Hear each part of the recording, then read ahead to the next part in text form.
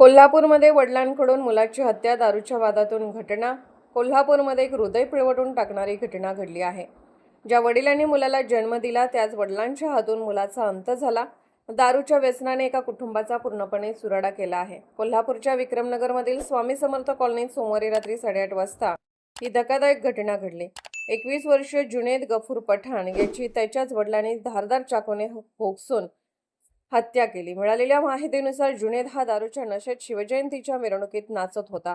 ही माहिती वडील गफूर पठाण यांना मिळताच ते संतापले. त्यांनी जुनेदला तिथून ओढत घरी आणलं. घरी आल्यानंतर दारू पिण्यावरून जोरदार वाद सुरू झाला. वाद इतका वाढला की जुनेदने स्वतःच्या वडिलांनाच कानशिलात मारली. याच रागातून गफूर पठाण यांनी घरातील धारदार चाकू उचलला आणि मुलाच्या किडनीजवळ वार केला. रक्ताच्या थारोळ्यात जुनेद जागीच कोसळला. कुटुंबियांनी त्याला तात्काळ CPR रुग्णालयात नेलं, पण उपचारादरम्यान त्याचा मृत्यू झाला.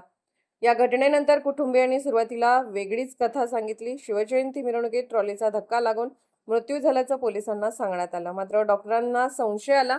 शवविच्छेदनानंतर सत्य बाहेर आलं. राजारामपुरी पोलिसांनी तपास सुरू केला आणि संशयित वडील गफूर पठाण यांना ताब्यात घेतलं. पोलिसी चौकशीत अखेर त्यांनी गुन्ह्याची कबुली दिली. आता त्यांच्यावर खुनाचा गुन्हा दाखल करण्यात आला असून पुढील तपास सुरू आहे. मिळालेल्या माहितीनुसार जुनेदला दारूचं गंभीर व्यसन होतं.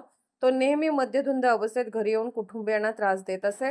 शिवीगाळ, मारहाण आणि जीवे मारण्याच्या धमक्या या सततच्या त्रासाला कंटाळूनच वडिलांनी हे टोकाचं पाऊल उचललं असल्याचं सांगितलं जात आहे. एक दारूचं व्यसन संपलं एक कुटुंब. कोल्हापुरातील ही घटना अनेकांना विचार करायला लावणारी, भाग पाडणारी आहे. कुटुंबातील वाद हिंसेने नाही तर कायद्याच्या मार्गाने सोडवणं किती महत्त्वाचं आहे.